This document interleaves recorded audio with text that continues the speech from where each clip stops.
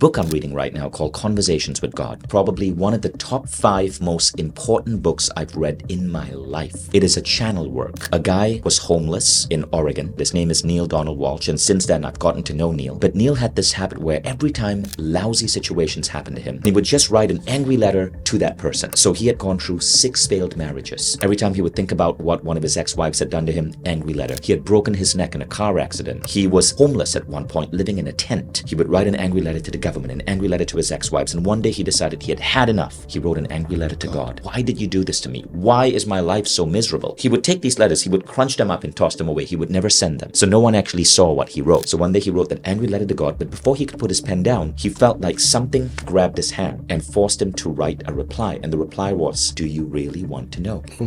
And then his hand was released and he said, "Yes, I really want to know. Why is my life so crappy?"